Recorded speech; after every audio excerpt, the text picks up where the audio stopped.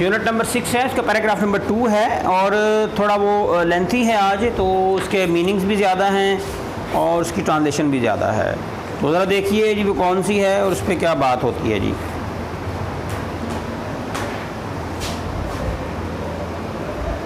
सबसे पहले page number जो है 63 पे आना पड़ेगा आपको और पैराग्राफ नंबर 2 है। इसके जो डिफ़िकल्ट वर्ड्स हैं ज़रा उसके मानी को देखें और उसके बाद इसका फिर मैं ट्रांसलेशन आपको करवाता हूँ। सबसे पहले इसके मानी जी। एंटायर, एंटायर कहते हैं तमाम या मुकम्मल या सारा, तीनों में से कोई एक। जर्नी, सफ़र। ग्रेट लीडर, अजीम रहनुमा। स्ट्रगल, कोशिश को कहा जाता है, स्ट्रगल कोशिश को कहा जाता है।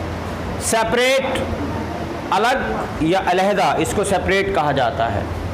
होमलैंड, वतन, होमलैंड वतन। सब कॉन्टिनेंट, बर्रे सगीर को सब कॉन्टिनेंट कहा जाता है। वॉज बेस्ड, इन्हिसार था, वॉज बेस्ड इन्हिसार था। पिवट, अहम या मरकज़ी नुक्ता, पिवट अहम या मरकज़ी नुक्ता। मुस्लिम यूनिटी, मुसलमानों के इत्तेहाद। वननेस, वहदत, ये भी एक किस्म का इत्तेहाद के मानी देता है। क्लियर टर्म्स, वाज़े अल्फाज। अंडरस्टैंड, समझना। अफर्म, ज़ोर देकर कहा, किसी बात के ऊपर ज़ोर देकर, जिस तरह इसकी अहमियत हो तो हम कहते हैं बड़ी मैं ज़ोर दे के बात कर रहा हूँ, उसको कहा। बर्थ ऑफ पाकिस्तान, वैसे तो पाकिस्तान की पैदाइश है लेकिन यहाँ मुराद है क़याम पाकिस्तान, यहाँ मुराद है क़याम पाकिस्तान। डिस्टिंक्टिव, नुमाया या मुनफरिद, नुमाया या मुनफरिद। कल्चर, सकाफ़त। सिविलाइजेशन, तहज़ीब। लैंग्वेज, ज़ुबान। लिटरेचर, अदब। आर्ट, फ़न। आर्किटेक्चर, फ़न तामीर, जिस तरीके से हम अपने मकानों को, बिल्डिंगों को बनाते हैं। नोमेनक्लेचर, नाम रखने का तरीका, हम अपने बच्चों के नाम रखते हैं उनका तरीका। सेंस, एहसास या शऊर, दोनों में से कोई एक। वैल्यूज़, अक़दार को कहा जाता है। प्रोपोर्शन, तनासुब, जैसे आप कहते हैं जी इतना पानी डालें, इतना वो डालें तो ये चीज़ बन जाएगी, तो तनासुब क्या है। लीगल लॉज, कानूनी कायदे। मॉरल कोड्स, इखलाकी ज़ाब्ते। कस्टम्स, रसूमात, खुशी की या गमी की। कैलेंडर, तकवीम या उसको कैलेंडर भी आप लिख सकते हैं। हिस्ट्री, तारीख। ट्रेडिशंस, रवायात। एप्टीट्यूड, रुझान। एम्बिशंस, ख्वाहिशात। इन शॉर्ट, मुख्तसर। डिस्टिंक्टिव फिर आ गया नुमाया या मुनफरिद, और आउटलुक कहते हैं नुक्ता नज़र को। तो दूसरा पैसेज जो है उसमें ज़रा ज़्यादा है, मुश्किल अल्फाज। बहरहाल मैंने सबके सब आपको एक दफ़ा पढ़ दिए, आपको नज़र भी आ रहे होंगे, पिक आपको मिल जाएगी। तो इसका जो ट्रांसलेशन है उसकी तरफ आते हैं। पैराग्राफ नंबर 2 है, इस तरफ हमारा कैमरा फोकस कर रहा है और हम आपको दिखा रहे हैं कि द एंटायर जर्नी, सारा सफ़र, मुकम्मल सफ़र। Of the great leaders, struggle, अजीम रहनुमा की कोशिश। फॉर अ सेपरेट होमलैंड, एक अलग वतन के लिए। फॉर द मुस्लिम्स, मुसलमानों के लिए। ऑफ द सब कॉन्टिनेंट, बर्रे सगीर के। वॉज बेस्ड, इन्हिसार था। ऑन द पिवट, अहम नुक्ता, बुनियादी नुक्ता। ऑफ द मुस्लिम यूनिटी, मुसलमानों के इत्तेहाद। एंड द वननेस, और वहदत। एज अ नेशन, बतौर एक कौम, बतौर एक कौम। अब ज़रा देखें इसके सारे का The entire journey of the great leaders' struggle for a separate homeland for the Muslims of the subcontinent was based on the pivot of the Muslims' unity and the oneness as a nation. ठीक है, बर्रे सगीर के मुसलमानों के लिए एक अलग वतन की खातिर अजीम रहनुमा की कोशिश के तमाम सफ़र का इन्हिसार मुसलमानों के इत्तेहाद और बतौर एक कौम वहदत के अहम नुक्ते पर था। थोड़ा लेंथी सेंटेंस है, इसका तर्जुमा भी आपको लग रहा है, दोबारा पढ़ देता हूँ। बर्रे सगीर के मुसलमानों के लिए एक अलग वतन की खातिर अजीम रहनुमा की कोशिश के तमाम सफ़र का इन्हिसार मुसलमानों के इत्तेहाद और बतौर एक कौम वहदत के अहम नुक्ते पर था। He talked about पाकिस्तान, आपने पाकिस्तान के बारे में बात की, इन सच क्लियर टर्म्स, ऐसे वाज़े अल्फाज में, दैट के इवन अ कॉमन मैन, आम आदमी भी, कुड अंडरस्टैंड इट, इसे समझ सकता था, इसे समझ सकता था। अब इस सारे का He talked about Pakistan in such clear terms that even a common man could understand it. आपने पाकिस्तान के मुतल्लिक ऐसे वाज़े अंदाज में बात की कि उसे एक आम आदमी भी समझ सकता था। दोबारा से, आपने पाकिस्तान के मुतल्लिक ऐसे वाज़े अंदाज में बात की कि उसे एक आम आदमी भी समझ सकता था। वी आर अ नेशन, हम एक कौम हैं। ही अफर्म्ड, उन्होंने, आपने जोर देकर कहा, 3 years बिफोर, 3 साल पहले या कबल, द बर्थ ऑफ पाकिस्तान, क़याम पाकिस्तान, विद आर ऑन, अपने मखसूस, डिस्टिंक्टिव, नुमाया या मखसूस कल्चर, तहजीब एंड सिविलाइजेशन और सकाफत, लैंग्वेज एंड लिटरेचर, ज़ुबान और अदब, ज़ुबान और अदब, आर्ट एंड आर्किटेक्चर, फ़न और फ़न तामीर, नेम्स, नामों और नाम रखने का तरीका,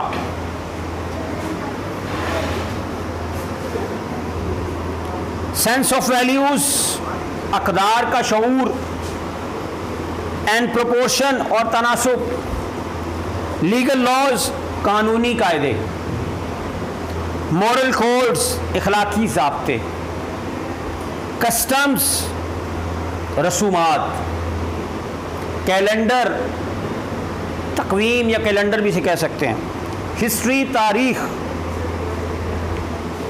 एंड ट्रेडिशंस और रवायात, एप्टीट्यूड, रुझान, एम्बिशंस, ख्वाहिशात।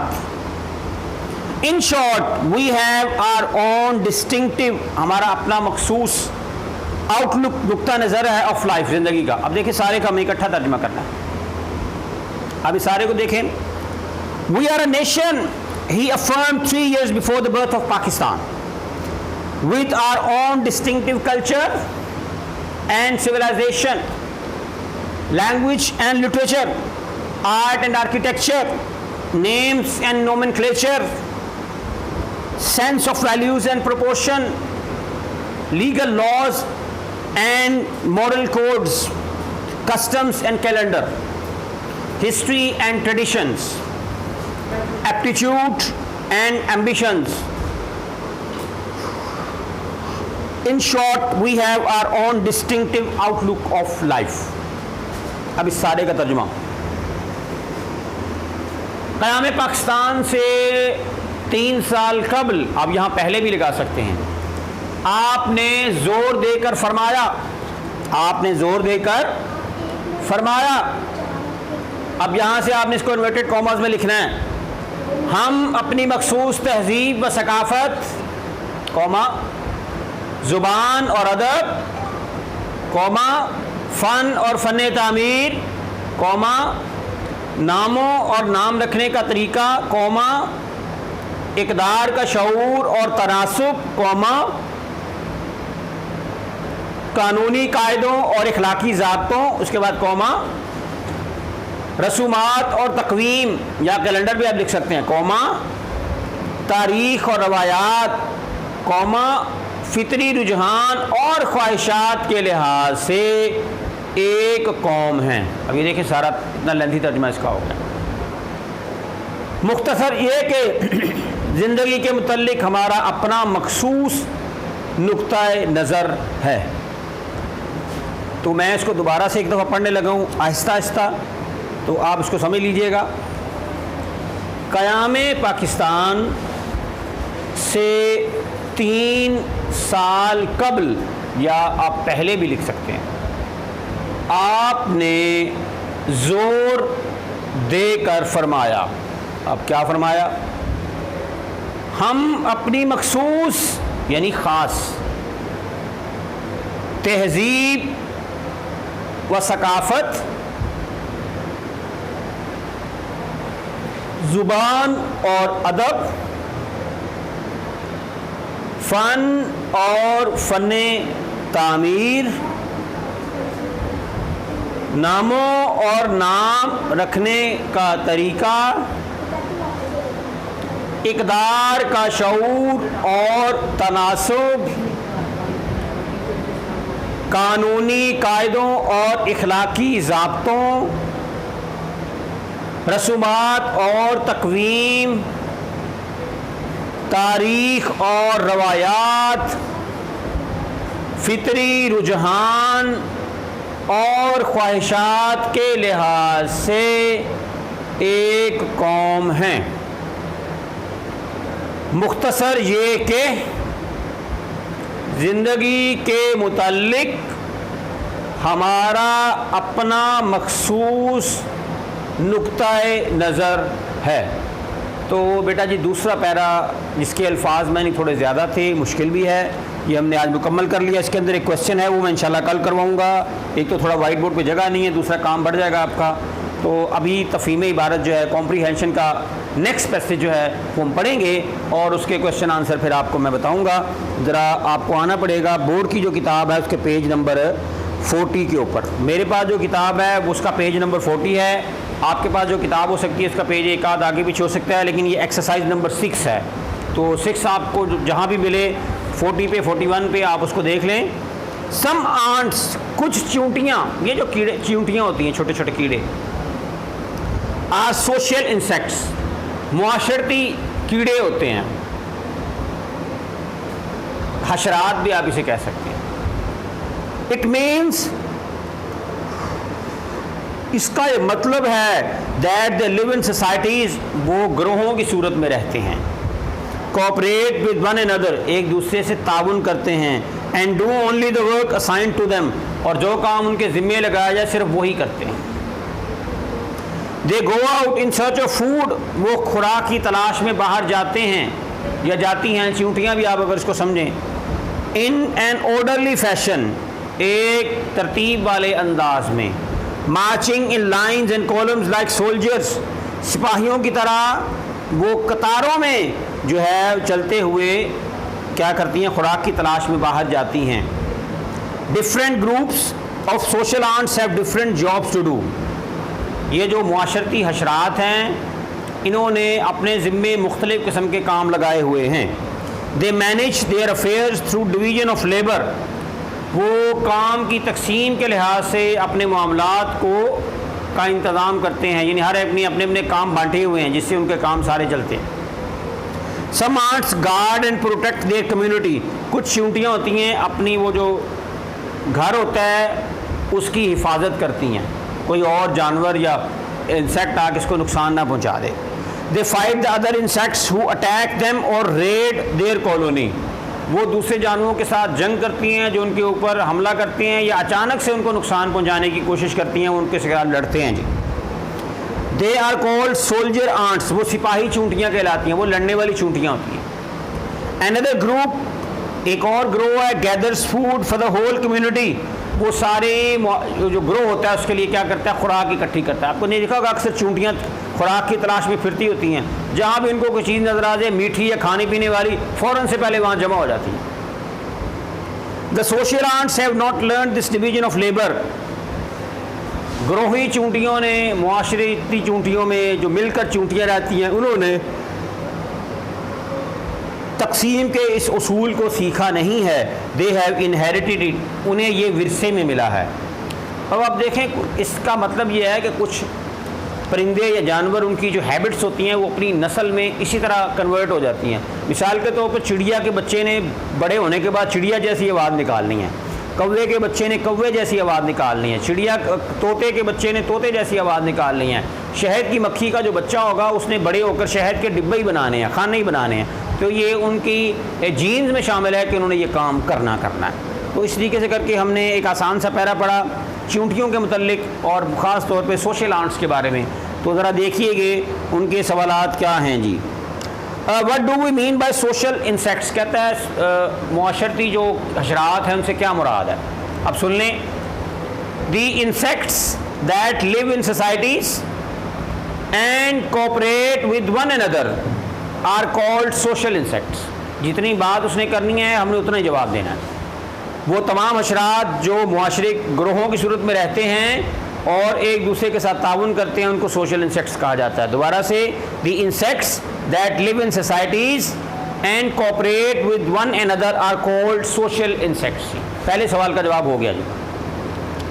क्वेश्चन नंबर 2 पे आ जाएं। Why are some ants called social insects? तकरीबन थोड़ी सी तब्दीली के बाद ये भी जवाब पहले सवाल जैसा ही सवाल है। क्यों, कहता है क्यों कुछ चूंटियों को जो है वो सोशल आंट्स कहा जाता है, क्यों?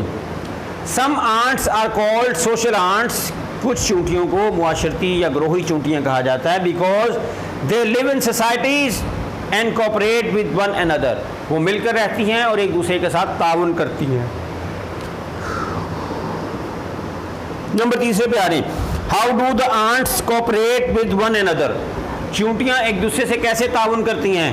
दे cooperate with one another by doing only the work assigned to them, जो काम उनके ज़िम्मे लगाया जाए उसी को करके वो एक दूसरे से ताउन करती हैं। नंबर 4 पे आ जाए, what principle do they follow while doing their work, अपने काम को करते हुए वो किस उसूल को ज़हन में रखती हैं? They follow the principle of division of labour, काम की तकसीम के उसूल को वो ज़हन में रखती हैं, जिस काम को उनके ज़िम्मे लगाया जाए उन्होंने वही करना होता है। नंबर 5 पे आ जाएं, why are the members of a certain group called soldier ants, उन ग्रोह के कुछ को चूंटियाँ सिपाही चूंटियाँ क्यों कहा जाता है? The member of certain group are called soldier ants because they guard and protect the community, they guard and protect the community. 6 question के लिए थोड़ा सा आपको कोने में आना पड़ेगा। यहाँ पे है वो कह रहा है कि how have the ants learn the principle of division of labour, उन्होंने काम की तकसीम के उसूल को कैसे सीखा है? They have not learn the principle of division of labour, they have inherited it, ये उनको जीन्स में विरासत में मिला है और उन्होंने इसको सीखा नहीं है। तो इस तरीके से करके हमने अपना छठा एक्सरसाइज जो थी, एक्सरसाइज नंबर 6 कॉम्प्रीहेंशन की, उसको आज मुकम्मल कर लिया। हमारा जो है आज का यूनिट या सबक के लिए मुकम्मल हो गया।